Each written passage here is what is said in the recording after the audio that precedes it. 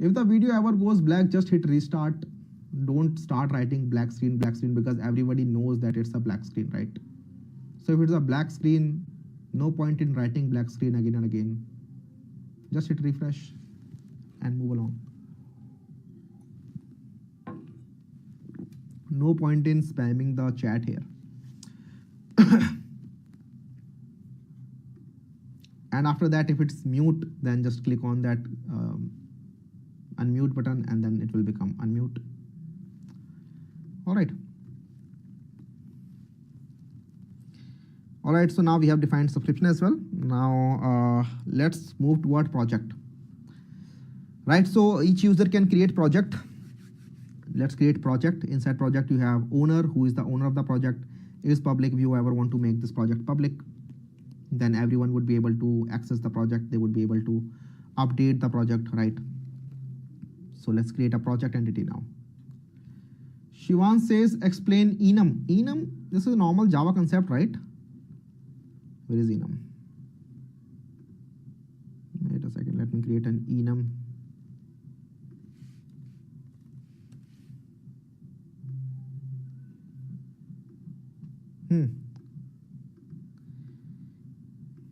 Enum, like class, you can define enums as well, right? In your Java code, then that would means that if you ever want to create a variable of subscription status, it can only have value called active or trailing or cancel, right? So whatever you define in the enum, only those values would be allowed by that field.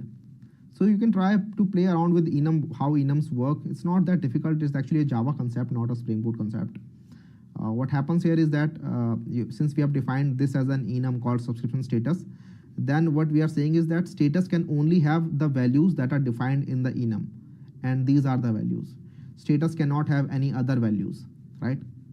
If I have made this string, then no one was stopping you from making the status anything. You could also make this status equals to anything, right? Just make it a valid string. But when you make it a subscription status, you cannot do that. You can see that I'm getting an error here. It says the required type is status and you are providing string. So I can only provide thing like subscription status dot active, right? So it can either be active or it can be dot cancelled or incomplete or past due, right? So that way you can actually create your enums. I hope enums are making sense. Very easy concept. User defined data type with constraint. Yes, to be precise. Let's create project now.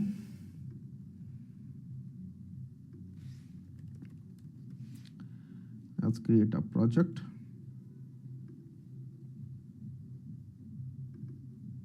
Let me copy these annotations, put on my project. Again, these annotations are basically coming from Lombok, as you can see, and these will help us to make our fields private without explicitly writing private, and they would also give us getter and setter functions without us explicitly writing our own getters and setters functions, right? All right. So in the project, I'm going to add ID, name, owner ID. Let's do that. Private. I'll just write long ID. So each project will have an ID. Project will have a name that you can rename as well if you want. Project will have an owner who owns the project. Project will have a boolean is public if you ever want to make it public. By default, you should make it false only. And then you have created at, updated at, deleted at. Let me just get those from here. All right. So this is our project basically. And then let's create the project file. Each project will have some project files. For example, if you look at the Lovable project here, then this is our code, right? So all these are different files that are defined inside this project. For example, you have this app.tsx, or if you go inside the hooks, then you have this particular file, right? So all these are different files, and all these files have a path as well. For example, here you can see this is source/app.tsx or source/hooks/useMobile.tsx. So you have all this content inside a file, and you have this path inside this file, right? And in one project you can have multiple files. All these are the files. So you want to store these files as well. So we would be storing the files in two ways. One would be to store the active files inside the database, and that's what we're going to do here. And then we'll also be storing these files in a storage solution, which is MinIO, that we discussed in the last class as well. So if you look at the diagram here,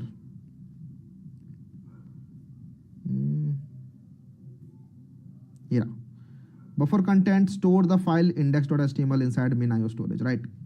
So this is where we'll actually put all the files, so that because the files can be very, very huge, and it's generally not recommended to put huge content inside your database. If you have huge content, for example, if you have let's say image or videos, or if you have, let's say, a huge file, it's recommended to put those things inside a normal storage solution somewhere, right? So we'll do that as well, but we'll also use this to have access to all these files which are currently running. Are the constructors not to be used? Actually, constructors would be used, but that part will come later when we're actually writing our code. So you can't create objects for these different entities if you're not using constructor. So you'll have all args constructor, you have no args constructor, right? So either you can create your constructors like this, you can do command and create constructor, you can put all these fields like this, and that creates a nice constructor for you.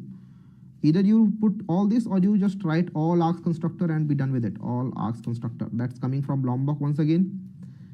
And a good thing about this is that now you don't have to write this. You can see that this is giving me an error, says that, hey, you have already defined an all args constructor. It's already defined. So just get rid of this, bro. I'm here to do your job for you, right? So just write this line, and now you don't have to define the all args constructor anymore. Yeah, all args constructor, no args constructor, even builder pattern, all these things will be covered later when we're actually creating our entities. For now, I'm just going to remove that. All right, project is done. Let's create a project file, class.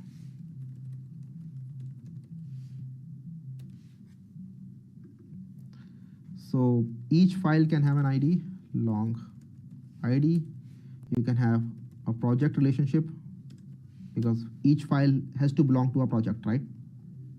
So that so this will become a many to one later on. Again, coming from JPA library, but we can get rid of this for now. So yeah, this is our ID, this is our project, and then each will have a path, right? For example, if this is app.jsx, or let's say if this is usemobile.tsx, then the whole path would be source/hooks/usemobile.tsx. Now with the help of this path, we can create this whole tree on the front end, right? We don't have to store this tree like a tree-like structure inside our database. No, we don't have to do that. That can be done by our front end only. We'll just be sharing all the files this particular project contains, and then the front end can create this nice tree-like structure with the help of this path only, right? So that's neat. Then we'll have our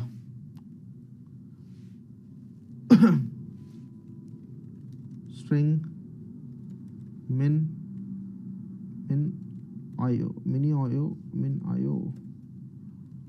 object key.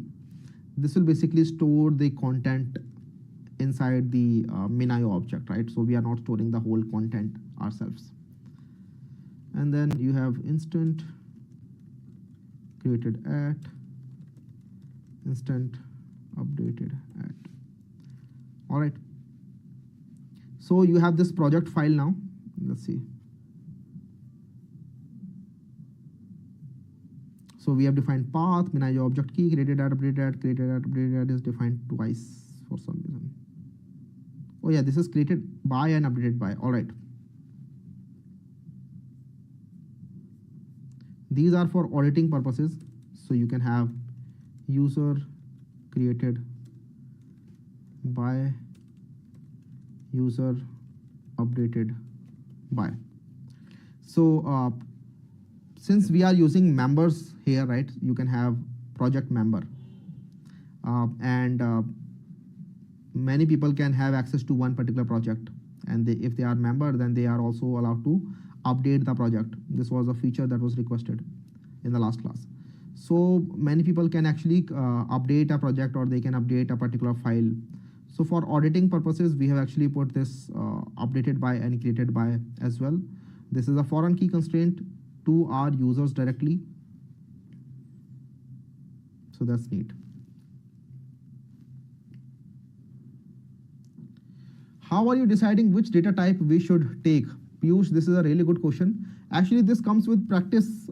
We have created a lot of projects, and for me personally, I've actually been coding for a very, very long time. So for me, I've actually seen all these things multiple times, right?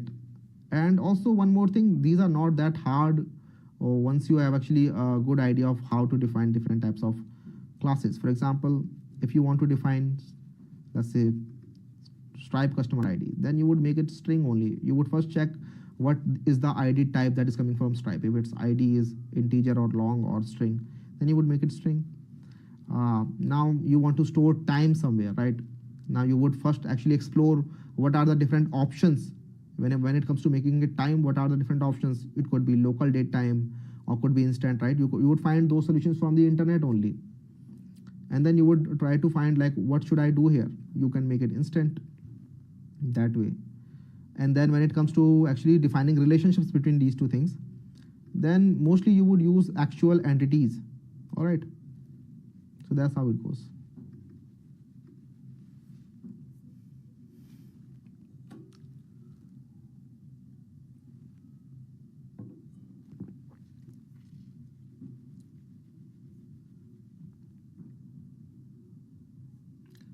Why don't we use data instead of writing them separately?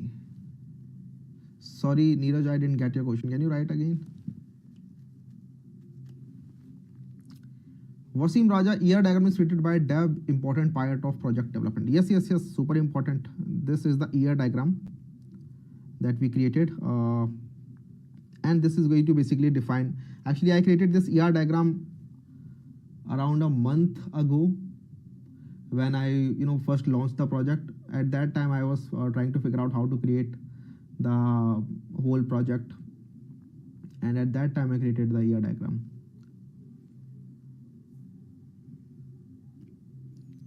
Can we get the ER diagram? Yes, you actually have the access to ER diagram. I actually posted the same ER diagram in the last orientation class as well, and I would do the same in today's class as well, right? So after the class ends, in the recording section, under the recordings, in the resource section, you would find this diagram.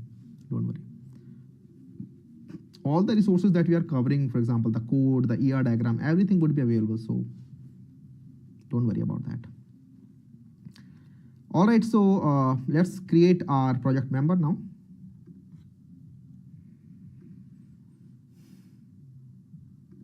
Or should we create something else? We'll create these things later on. Let's first take care of project member.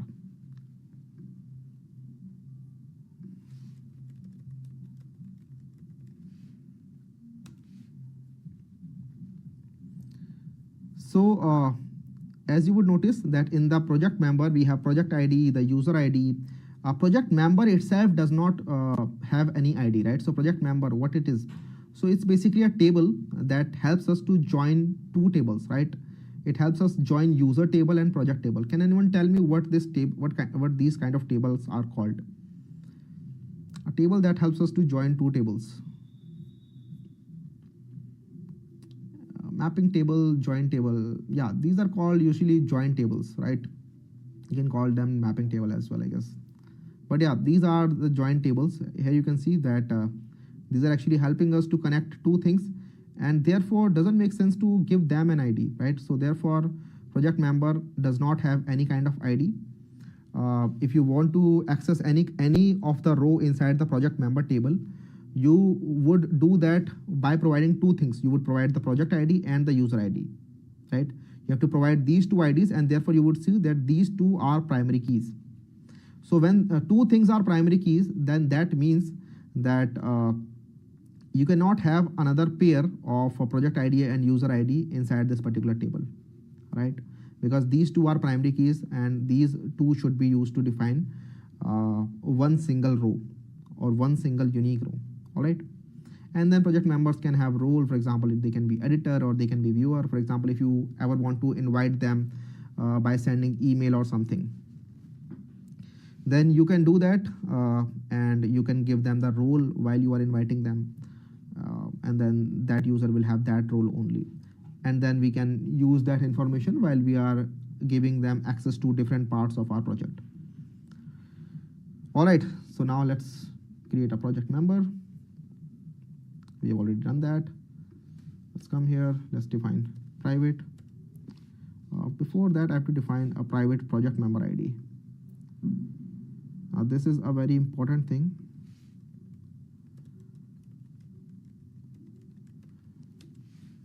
This project member ID will have the keys basically. So this basically becomes the whole primary key, because primary key consists of two things. One is the project ID and one is the user ID, right? So I'm going to add one of this in here.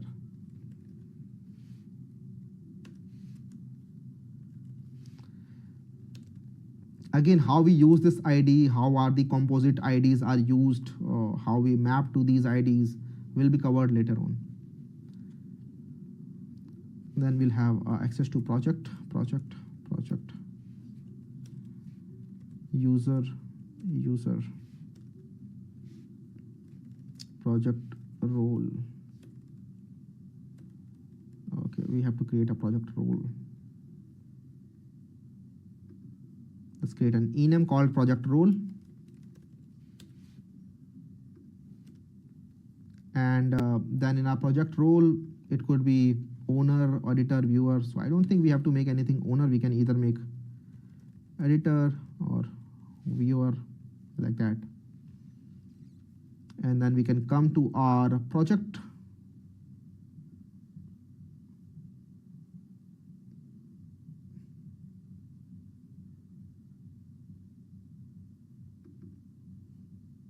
Project member, and we can define our project role.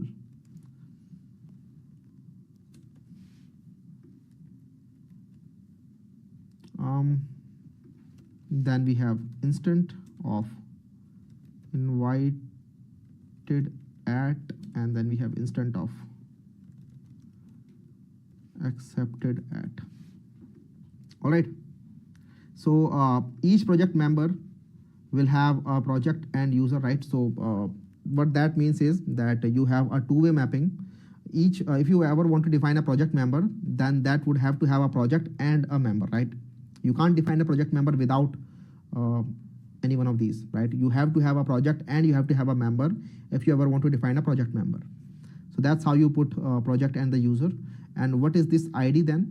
Basically, this ID will help us to create this kind of a constraint where you don't have to define a unique ID to a project member, right? This entity does not need an ID then. This entity can just use this project member ID, and we can use this @embedded ID, but that part will come later on. Okay, so now we have this project member as well, like that. We can define the preview now. Now, what is this preview? So this preview is this preview, right? This is the preview. Now, what informations do we have in this preview? Basically, if you open this by clicking this link, then this is the preview link, right? We have to store this information somewhere for one particular project. Then we have to actually store all these information, like where this preview is running, because we could have hundreds of pods running. Now, where is this preview running? We have to have the information of that as well. Suppose if the user wants to update something, and if suppose the user says that now make my application dark theme, right? Then after making application dark theme, we want to update the code inside this particular pod as well, right? We don't want to create another pod and put that code in that and get rid of the previous pod. Doesn't make sense. Just update the code in this one and give them the preview, right? We have HMR, which is hot module reload. inside your Vite projects. So that will do its job as soon as the project is updated. And if you're running in Vite dev command, then the project preview would get reloaded automatically, and your preview will get reloaded automatically. So to store all this information, you have this preview. All right. And how we are in storing this information? Well, you have all these fields. You have a project ID, you have namespace. So for example, each of the pod will run in its own namespace. Each pod will have its own name, preview URL, status, like if it's currently running, if it's currently being created, all these things. And then you have started at, terminated at, and created at. All right.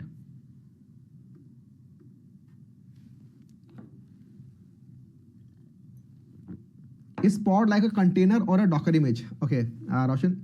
So basically, pod is the most basic unit in a Kubernetes cluster.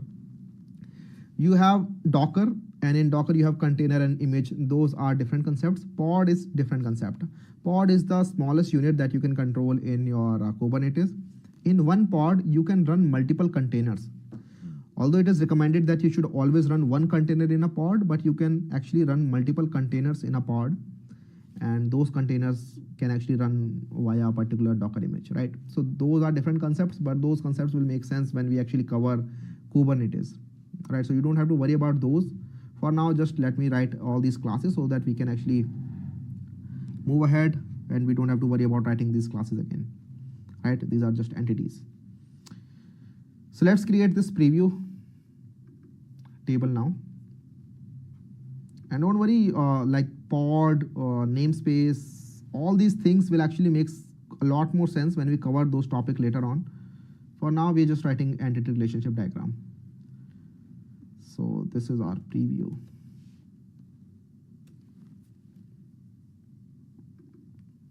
Actually, I'm not putting all these annotations now. Let's put it here. Let's put it here as well.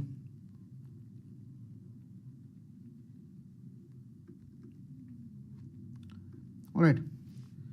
So let's have an ID here. Let's connect it to our project as well.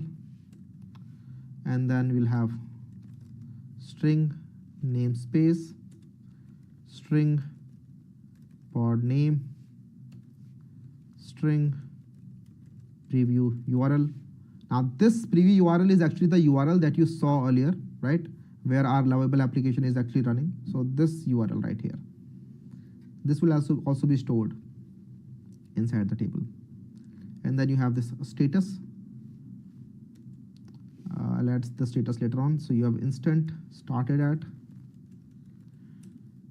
instant terminated at, and you have instant created at. After this, we should also create an enum called a preview status.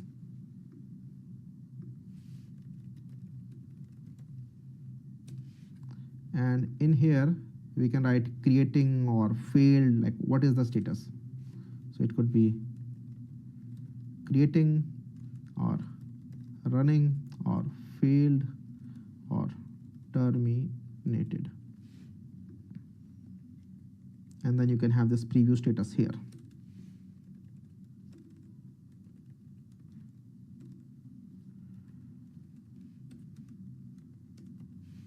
All right. So this is for your preview. Don't worry if the namespace and pod names are not making sense, like why they are used. But let me just give a one-liner explanation of what they are doing. Namespace basically are used to keep certain things separate. So you have isolated different types of resources on Kubernetes, because you are going to run a lot of different types of projects together in their own different namespaces. When you define each thing in their own namespace, then things are isolated from each other. For example, resources like network sharing is not allowed, or storage is not allowed, right? So things like those. Pods are basically the smallest unit that you can control in Kubernetes. Preview URL is basically where your application would be discoverable when it is running in the pod.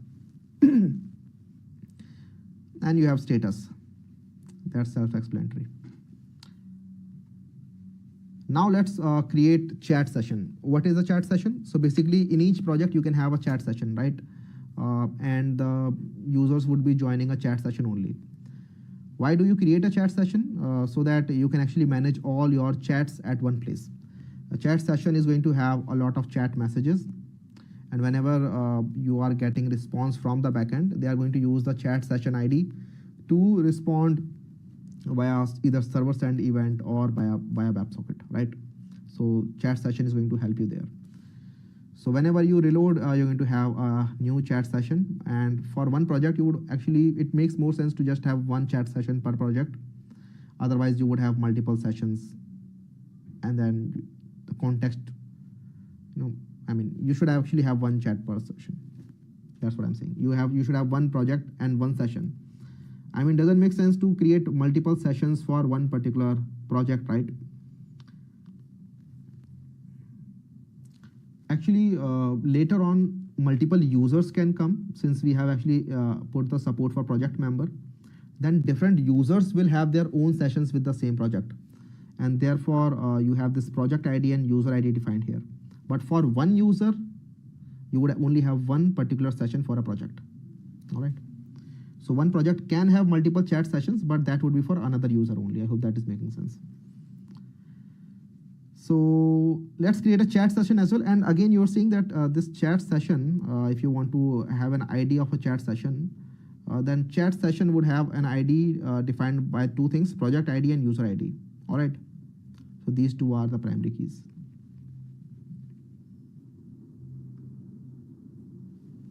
Later on, I think I would actually make it, I would actually put an ID field here as well, so that if I ever want to go to a particular chat session, I can directly go to that chat session via a normal ID. Actually, a thinking behind not putting an ID here and making it a composite key here is that a chat session without a user or a project doesn't make sense. So therefore, I did not put an ID here. Otherwise, that would have been redundant. But now I'm thinking I actually would put an ID so that it's easier to get to a particular chat session. Let's see.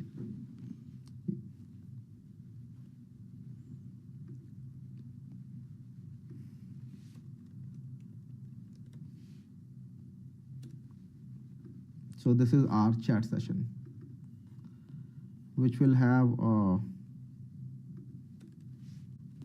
project, which will also have a user. Then you can have a title. Either you can create the title or AI can create the title. Let me just put the title for now. And then you have created at, updated at, delete at.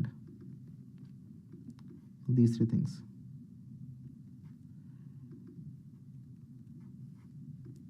All right. Let me just look at the messages. How come two primary keys? You can have two primary keys as well, right? What that means is, actually I've explained this earlier as well. In here I explained this, right? It has two primary keys.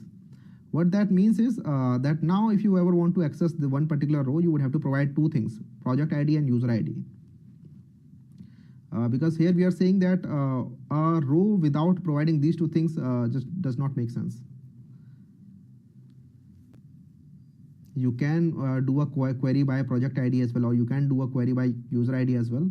But once you define two things as project ID, you are saying also saying that a unique constraint would be defined on project ID, user ID.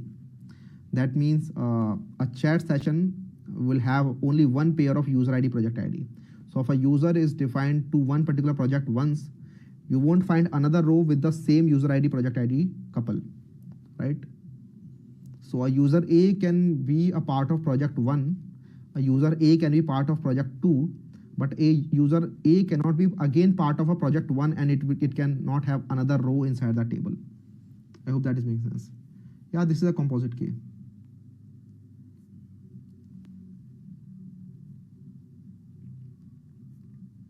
Can I use Angular for front end? Yeah, definitely. If you are aware of how Angular works and if you have a good understanding of Angular, you can use that as well. One more thing, since I've already mentioned, we are not going to understand how React works, but I would actually be vibe coding the whole front end with you guys only, and we'll see how the front end actually becomes. And we'll actually put our backend code into that front end and see how the things are happening.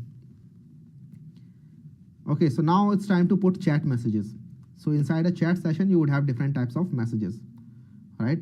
For example, these are messages. This is a message. All these are different types of messages. There is a message that is by you. There is a message that is coming from the LLM. There is a message that is coming from system, right?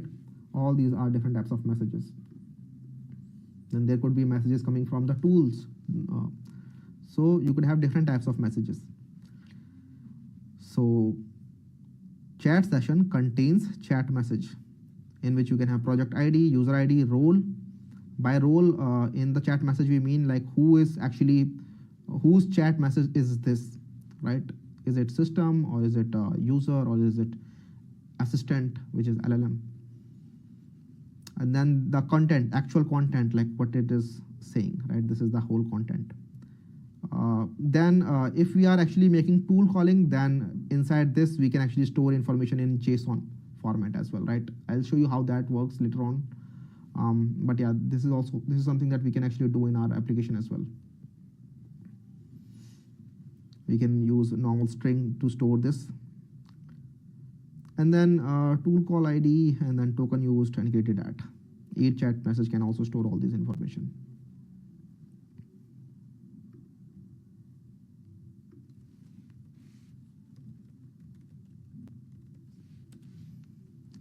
So let's define. You have ID, you have a chat session, you have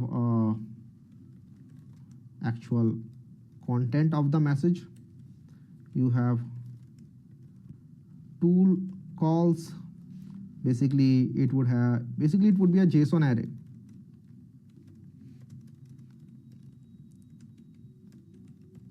Right, for example, in one go you can have multiple tool called. Your assistant would say that okay, fetch me all the files, and then it could say that okay, fetch me this particular file. So those information would be stored there.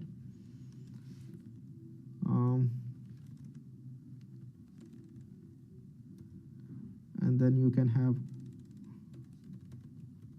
integer tokens used, and you would have instant created at. No point of putting updated at here, because chat message won't be updated. And then we should also have a message role enum.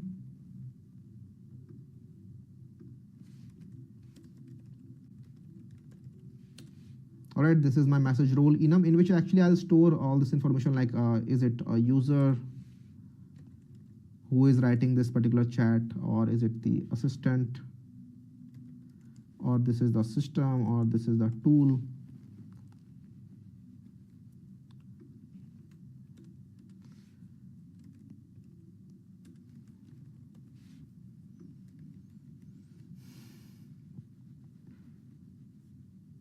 So this is our chat message. So this way, actually, I think I've completed everything. Chat message, chat session, preview, project file, project member, project ownership. I think we don't need an ownership, because this right here, it already has the owner ID in the project. So I'll get rid of this later on. This I added thinking that it can have multiple, but we are taking care of that via project member, so I'll delete that. User logs, usage log is not added, right? Yeah, let's add usage log now. Usage log is actually very, very important. It will help us to manage our subscription and plans. Basically, it will help us to manage the quota that a user is assigned. So usage log basically actually has usage according to every project ID. Here you can see for one user, you can have multiple logs defined in one particular project, because you have not defined primary key here. These are just foreign keys. Notice the difference. You have defined user ID and project ID, But you won't say that, okay, for one user, you would only have one project ID because you have not made them primary keys. These are foreign keys only. So for one user, you can have actually multiple project IDs. You can have same user ID, project ID record defined multiple times inside the same table, right? Because a user would be interacting with a project ID multiple times. And whenever he is interacting, he is using some tokens. How much time was he interacting for? What is the metadata information, for example? Which LLM model was he using, right? And some settings if you want to define inside the LLM model, so we can define that information as well. So that would actually help us track the whole movement of a user. And using this, we can create some nice analytics graph later on if you want. For example, we can show to the user that, hey, this was your whole usage. This is how you were using the tokens. We can have per project usage defined, or we can actually aggregate all of this and we can define on per day basis, right? So this usage log will help us there. We're going to log each and every action the user is performing. So that way our application is actually becoming a really nice production ready application, not a dummy project.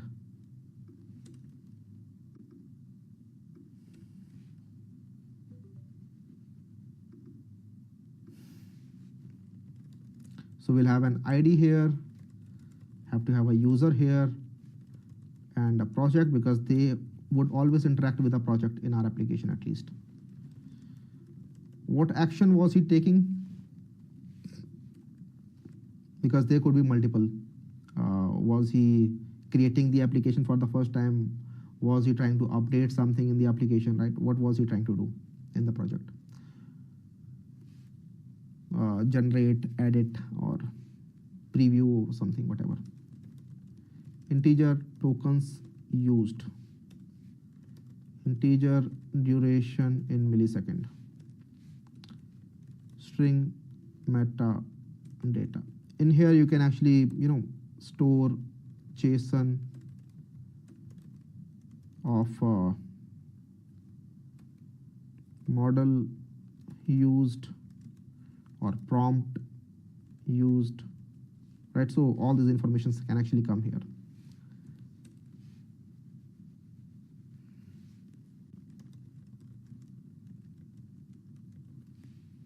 All right, so this is our usage log. Every time a user interacts with our application, does some action, we're going to log that information so that later on we can actually track the whole activity of our users. So we have created usage log as well. We have created user, subscription, and the plan. For our application, I think we have actually added quite a lot of features in this one. And for those, these are our entities. We have added a lot of entities actually. And I'll probably add some more entities as the project progresses. All right. Any doubts? I saw some doubt called what is soft delete. Soft delete basically, as I've explained earlier, you don't actually delete an entry from the table directly, right? You just mark that entry as inactive. How to mark that entry as inactive? Either you create a boolean and put inactive there, or you use this in you just create an instant called deleted at. If this deleted at is null, then that means the user is not deleted. If it is not null, then that means the user is deleted, and this will give us the information when the user is deleted. So when you query the user, or when you are trying to perform some action with the user, you can query the user whose deleted at is not null. What is the reason for doing soft delete instead of hard delete? In mostly your SaaS applications now, you don't actually delete the user data forever. For compliance reason, for various type of security reasons, you don't do that. So it's mostly for compliance reason only, right? You don't send them an email, or you don't send them WhatsApp, all these things. You stop doing that. As soon as user says that, hey, delete my information, you stop doing all this. You maybe soft delete all the projects that the user has made. You delete all the workspace, all this information you do soft delete. but still you keep them hanging in your application. Maybe you would archive them. So basically, soft delete could also be used as a feature called archive, and you could actually hard delete them after 1 year, right? You can perform a cron job operation, and every day you could be deleting all the users who soft deleted at is 1 year ago. So every day you are deleting 1 year ago users. So that could be one way.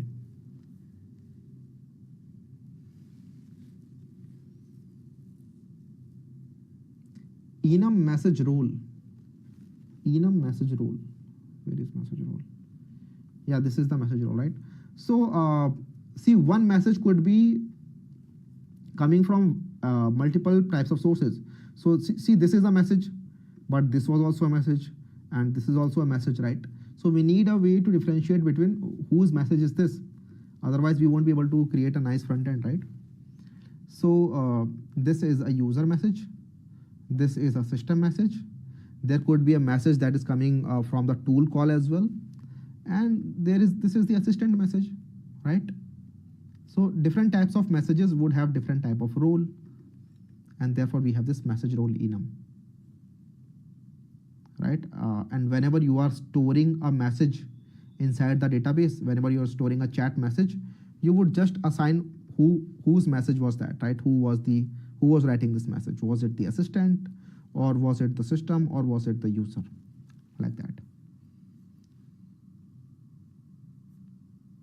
Please explain member again. So project member, what happens here is that you have this project member, right? Project member has a project and a user, that's for sure, right? And then what you can do is, as an owner of the project, suppose I am the owner of the project, and I could have the flexibility of inviting someone else, right? Currently, you are not seeing that flexibility or not seeing that feature, but that feature will come later on, wherein a user can actually invite another user, and when the user accepts the invite, we create an entry called project member inside our table. Not when they accept the invite, when we actually send the invite, right? Because here you have the user invited at, accepted at. So yeah, you can have a user who is invited at a particular time, and when they accept, we actually update this in entry of accepted at. And now once we know that yes, the user has accepted and the user is now a permanent member of this particular project, now whenever they want to perform some action, we should check like are they allowed to perform this action on this particular API or not. So for that, we check if the user is owner, and if the user is not owner, then if the user is a member, and if the user is a member, then if the user has that particular role with which they are allowed to perform this particular operation, right? So all these things would be checked, only then the user would be allowed to perform that operation. All right. So we'll take care of all these things when we cover Spring Security. So once your Spring Security is covered, then you would see how to manage authentication, and this part is called authorization. How you can do role-based access control. This is called role-based access control, where you can control the access based upon the roles each user has, right? So that part will come later on, and then our application will become truly collaborative. What if you want to remove them later? We just can create an API, and owner can create an API. They can just get rid of the project member altogether. They can come and they can delete a particular project member row. So you're just talking about features now, right? You can have hundreds of features related to this project member only. One is to invite, one is to follow up, one is to delete, one is to ask for permission or whatever, right? You can have n number of features here.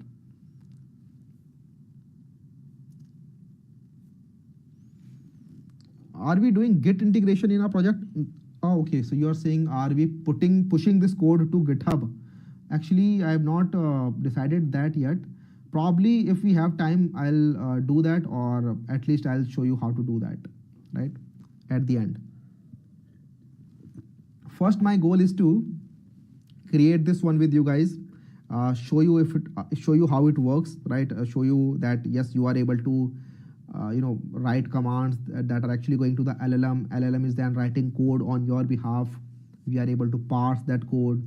We are able to store that code, And as soon as that happens, your pods are running, pods are going to restart automatically, right? And then in between, Kafka is happening, your subscription is actually being checked, your usage log is happening, right? So all these are really intricate things, and once we have this core functionality done, then we can add all these side features if we have time.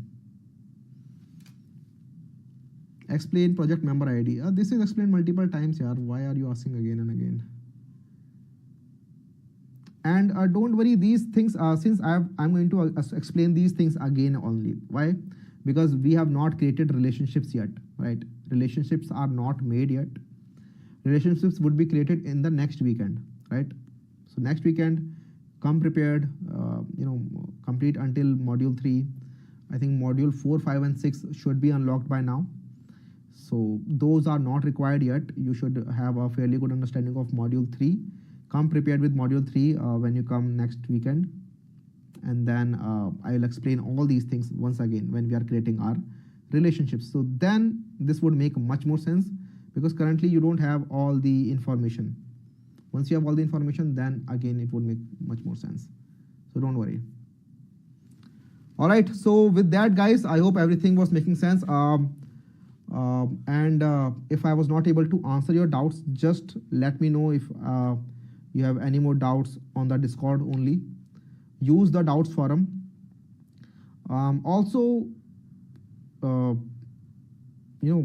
Don't worry if you are not able to understand Spring Boot, because I was seeing a lot of messages on general that some people were saying that I'm not able to put out some time, or maybe I'm not able to understand things. This happens when you are a beginner, you are learning a technology for the very first time. This happens, you're not able to grasp everything in the one go. But you should not give up. You should actually try to watch the lectures once again. If you are truly stuck, then you can ask for help, and we'll actually help you. But just keep going, and things that are not making sense right now would make sense later on. That's what happens with coding, right? I've actually seen that happening with me a lot of times. From my college, when I was in my college, I was not aware about programming at all. I did not learn about, right? So for example, students there in my college, they already have experience in C. They knew about stack and queues, all these things, arrays and all. And in my 12th, I didn't have computer science, right? I was learning physical education. So I didn't have any exposure to programming back then. And I was also finding it very difficult to understand programming when I first started learning.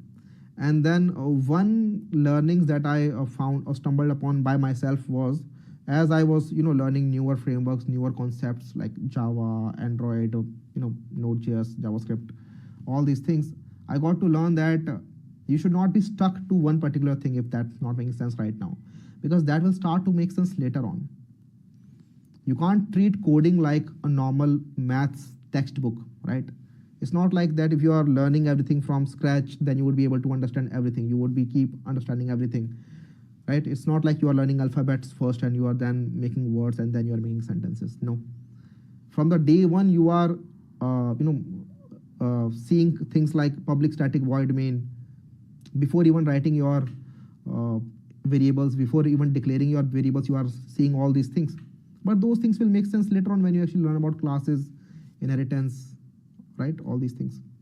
So the same thing happens when you are learning about a framework as well. The things that are not making sense right now will start to make sense later on only. Many of the students that I have taught in the previous cohorts as well were facing the same issues, but now they are working at different companies. So don't worry, you will be able to understand everything. Give it time. What is tomorrow's agenda? Tomorrow we will be actually creating different types of APIs. So for that, as I mentioned, come prepared. You should actually learn until lecture 5 of module 2. Understand how different types of APIs are built. Just the controller level code is enough actually, because we'll be writing controller level code only. We won't be writing service level code yet. We'll be writing service level code next weekend only. So in tomorrow's class, we'll be writing different types of APIs. All right. I actually like to start my code with entities. So I like to define entities first. Therefore, we have defined entities in today's class. And then in the next class, we'll actually start writing our DTOs, our validations, our controllers, our APIs, all these things. All right, so I hope you guys are excited. I'm super excited because this is a project that you can say that, yes, this is my project. This is what I built. This is that kind of a project, right? That you can be proud of that project. This is that project. This is the project that's going to blow everyone's mind. All right, this is that level of a project. So don't worry, we'll be building this together, and you will be able to understand everything if you progress along slowly with me. All right, tomorrow's class project prerequisite is again lecture 5 in module 2. Until that, don't worry about the newly unlocked modules for now. I will master Spring Boot, says Jitinder. Great, I believe in you. All right, then I'll see you in the next class. Today's class went well. No hiccups, a few hiccups. We'll see about that. All right, see you. Bye-bye. Take care. Good night.